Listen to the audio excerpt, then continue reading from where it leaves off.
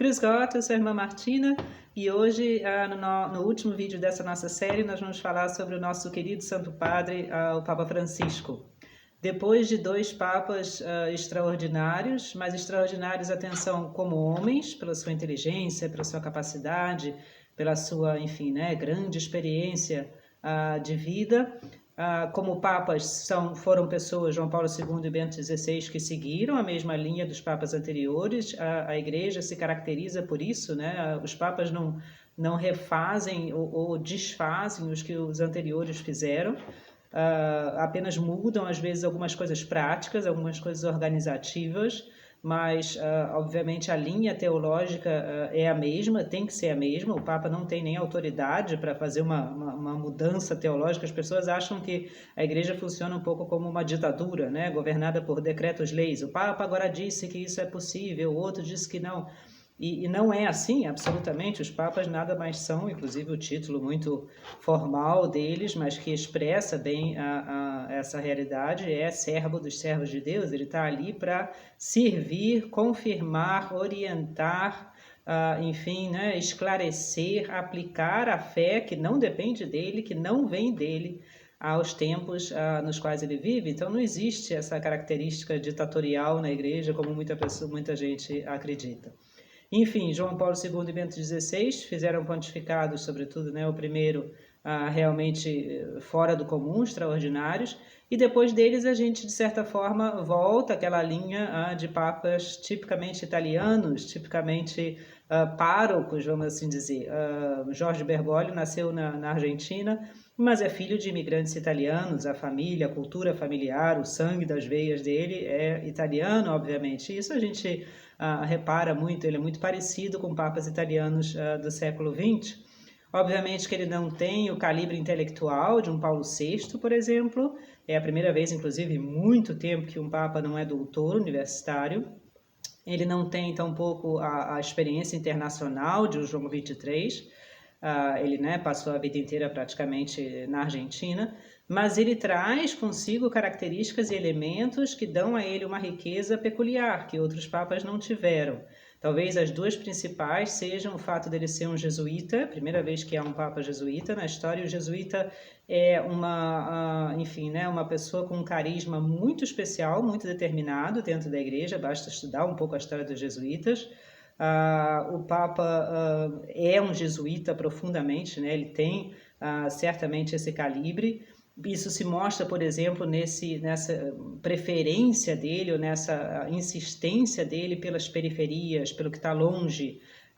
Enfim, né? Muito mais interessante para ele é isso do que o que está perto dele, do que a rotina do dia a dia. Isso é típico do espírito missionário do jesuíta.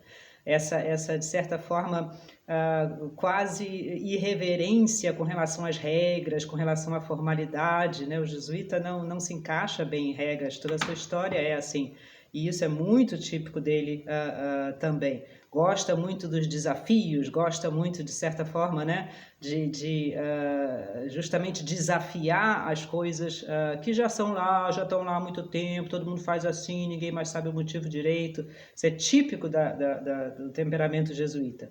E tem, por outro lado, também um horror, uma alergia quase ao conforto, né? A uma vidinha ali segura, paradinha, rotineira. De novo, isso é típico do jesuíta, que desde o seu começo, desde de Santo Inácio de Loyola, né, são pessoas que justamente deixam o confortável, deixam a sua zona de conforto, como o Papa Francisco sempre diz, para se dedicar a missões extremamente difíceis, inclusive, muitas delas dando no martírio. Esse mês a gente celebra, por exemplo, os mártires jesuítas do Canadá, enfim, né? E a gente tem no Brasil também tantas histórias assim.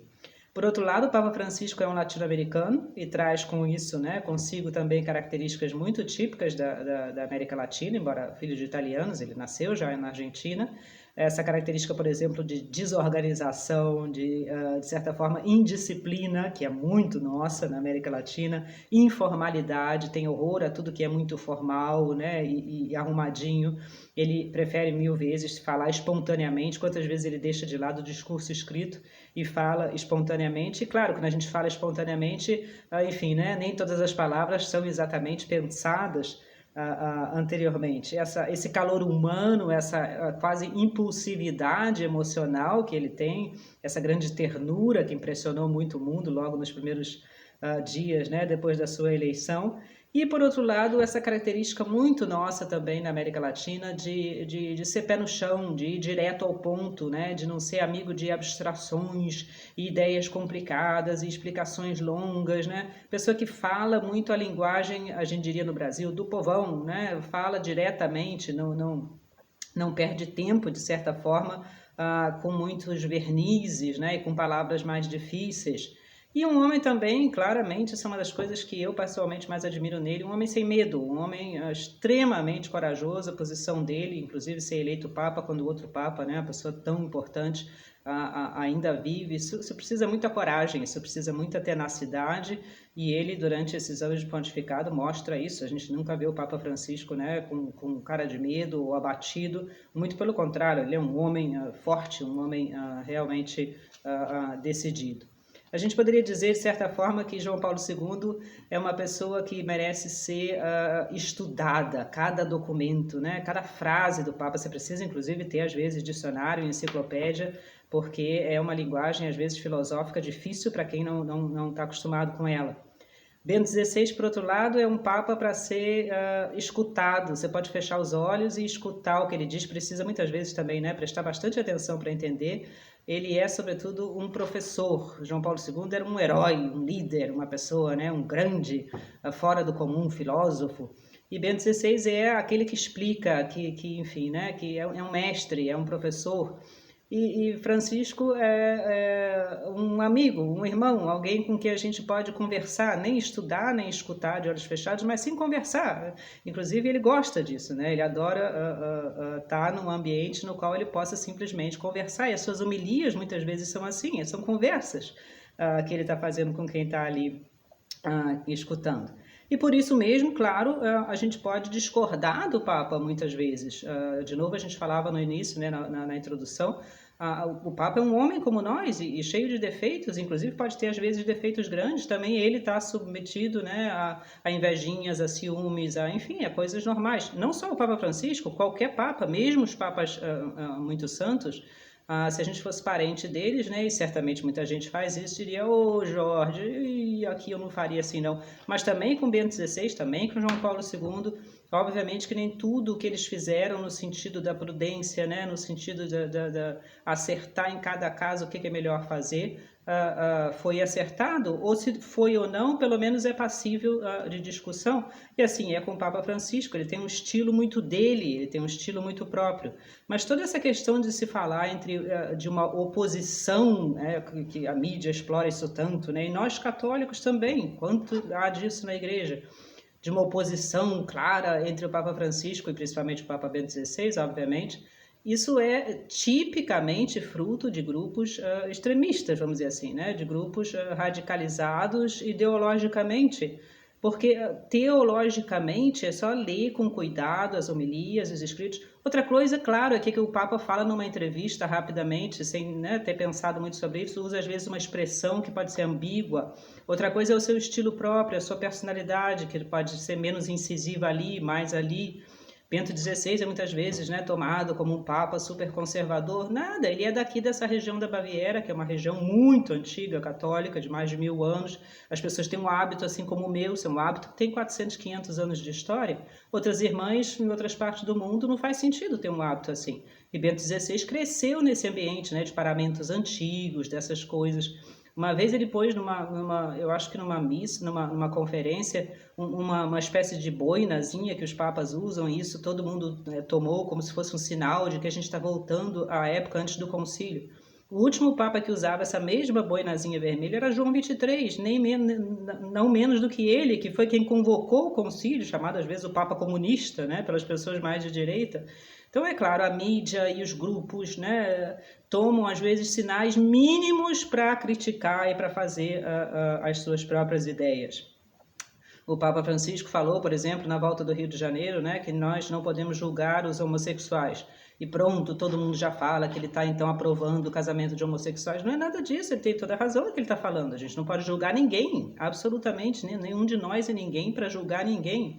Outra coisa é ver as coisas em si, em nós mesmos em primeiro lugar, e nos outros se, né, correspondem ao plano de Deus, à vontade de Deus ou não, mas não com julgamento. Ninguém é ninguém para julgar ninguém, nem o Papa. Mas sim, as pessoas já tomam isso como, enfim.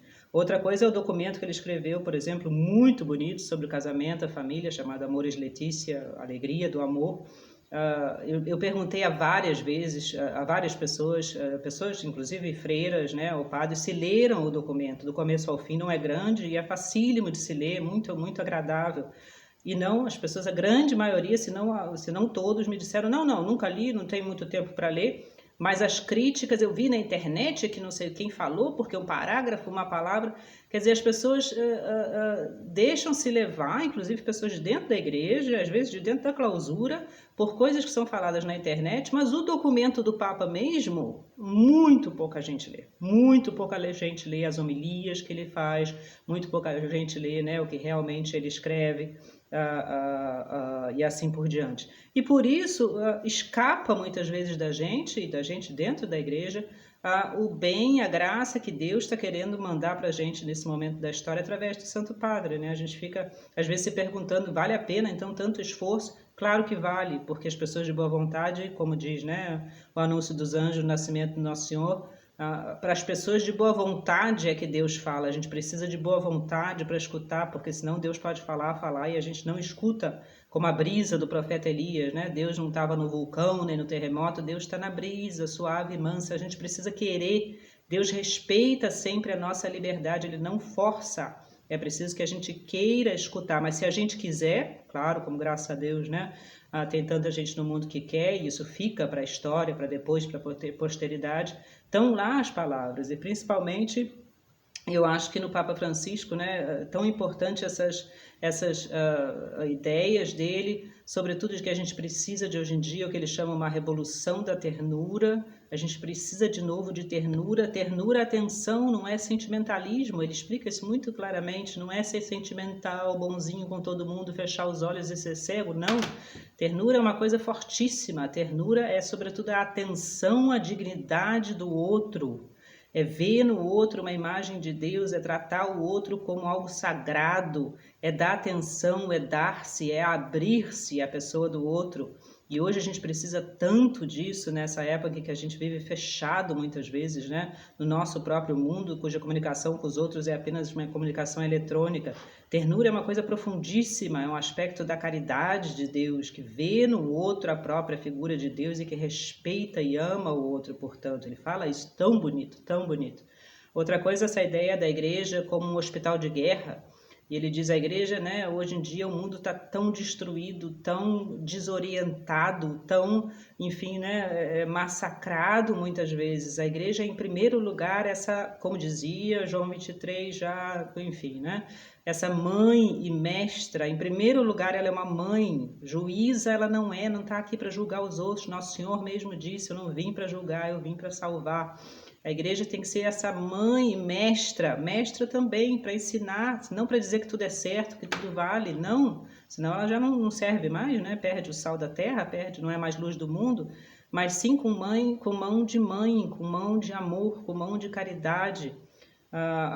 De novo, documentos e documentos e homilias nos quais ele fala sobre isso, com uma beleza, uma profundidade, mas muitas vezes isso escapa a gente, né?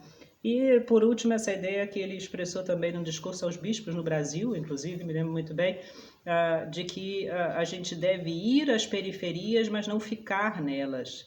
A gente não deve nunca se isolar das pessoas que precisam da nossa ajuda, mas não quer dizer, então, né, deixar as nossas convicções serem abaladas. Ao contrário, para ajudar, a gente precisa justamente, de certa forma, de novo, Papa B XVI, né, ter muito claro o que é a verdade, o que é o bem, não como algo que eu possuo, mas como algo que está acima de mim.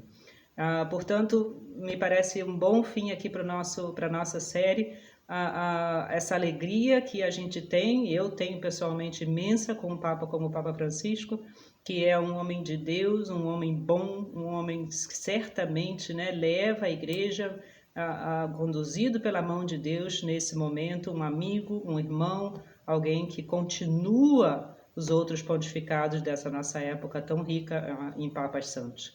Que Deus abençoe o Papa Francisco, que Deus dê a ele força, dê a ele sabedoria, dê a ele saúde e que ele possa contar com a nossa obediência em termos, né, de doutrina, de moral e com o nosso respeito, com o nosso afeto, com o nosso amor por ele. Grande abraço, Deus nos abençoe a todos e vamos seguir em frente nesse caminho que não é fácil, mas que é, né, a porta estreita, o caminho que vai dar no céu, e Deus está aí por todos nós. Grande abraço!